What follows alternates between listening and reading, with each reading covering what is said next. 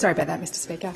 Mr Speaker, it is a really sad day that we are here today, and I think it's fair to say that we've seen some of the darkest days in local government in recent times, and the CCC will validate that in the work that they've done, as well as the Integrity Commissioner. What we have in front of us today is an extraordinary bill to pass within this House, an unfortunate but necessary bill that has arisen because the underpinning principle and purpose of the Local Government Act has been broken. The Local Government Act states clearly that a local government is an elected body that is responsible for the good rule of local government of a part of Queensland. It is responsible as a collective to deliver for its community. During the inquiry process, we heard about the systemic corruption rife within the council and the existence of a long-standing collective culture of fear and cover-up.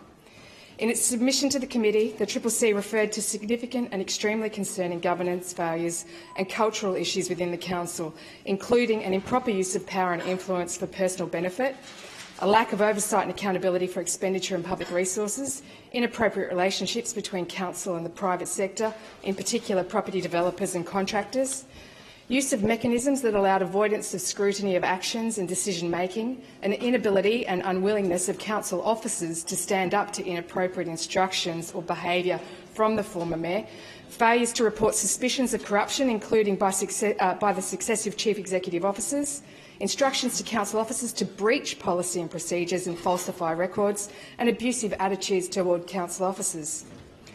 But, Mr Speaker, what I need to say is that today I'm really disappointed in the contributions made by those on the other side of the House, in part large flights of fantasy.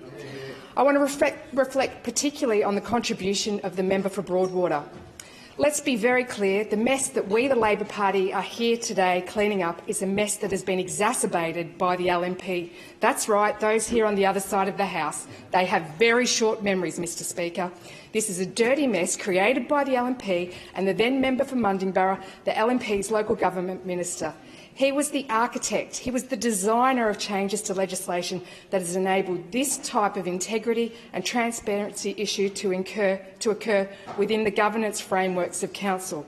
The train wreck that allowed maladministration, as the member for Maroochydore put it. I'd like to table two media releases by the then local government minister, the member for Broadwater. This media release is dated the 14th of November 2012 and it's titled, "Ipswich Mayor Backs Council Reform."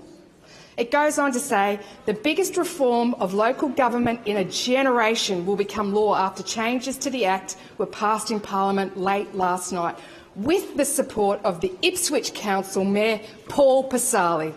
Local Government Minister David Christofouli said amendments to the Local Government and City of Brisbane Acts will change the way councils do business. I've met with Queensland's 73 councils and they want change, Mr Christofouli said. The mayors and councillors are united on this, regardless of political leanings, the size of their council or their location. If we want to change the economy, we need to change the things that we're holding Queensland back. Mayor Pasali thanked the minister for the changes. Under the old legislation, I couldn't ask my CEO to do something without keeping a record of the directive. How much red tape is that, Mayor Pasali said. Can you believe that? Member for Nanango, member for Broadwater, how much red tape is that? This red tape is the checks and balances. It's what represents transparency in the governance and frameworks of our local council. So when the member for Glasshouse in his contribution spoke of festering, let's again be clear, this change in legislation was the moment where the LNP opened the wound wide, allowing the festering rot to set in. During the inquiry process, we went out to Ipswich to hear directly from councillors that will be impacted by this bill.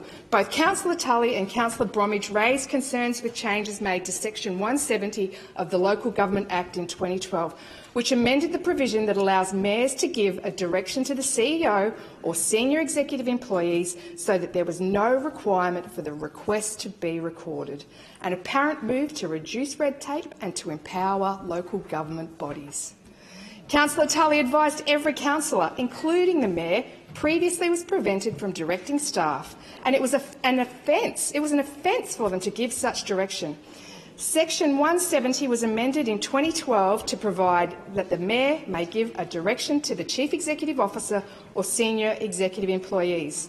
Councillor Tully went on to say the legislation says that we do not get involved in day-to-day operational issues. There are good reasons for that. Councillors under the Act set policy direction of the Council. Councillor Bromwich went on to advise, as you know, the ability to record that decision for everyone to see is not in the Act anymore where it was previously. We feel that there are a lot of decisions that are made outside of councils and councillors' knowledge as well. I think most of those issues that you've raised there are staff matters, where the direction is actually set by the CEO for the staff to follow. The majority of those issues that you raised about staff not following procedure, the payments and the things like that are all not in a councillor's role. Further to this, it was argued by some submitters that the behaviours of those charged were only uncovered due to the CCC being able to investigate using its investigative powers, and therefore councillors could not be expected to have known about the behaviour of other councils or council staff without similar powers.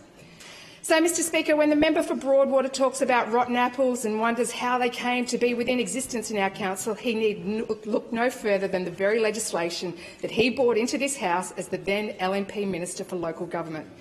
Mr Speaker, the member for Nanango should look no further than over her shoulder to find the creator of this mess. In fact, she should probably keep looking closely over her shoulder. So, in concluding, Mr Speaker, ultimately it is the Chair of the Crime and Corruption Commission, Mr Alan McSporran QC. He summed it up at the public hearing, supporting the dissolution of Ipswich City Council. There has been a collapse of public confidence in that council and those councillors. That is what's being addressed here. It's not about them individually being guilty of misconduct or otherwise. It's about systemic failures collectively of good governance and a lack of transparency and accountability across the board. They stand or fall, as they must, under the Local Government Act and the Constitution of Queensland as the body, the entity, collectively responsible for the good governance of that community. There has been a failure of that. Evidently, there is a problem with the culture and organisation of Ipswich City Council that only a fresh set of eyes from an administrator can get to the root causes of, and that will charter a new course that restores integrity and accountability within the frameworks of council and its operations.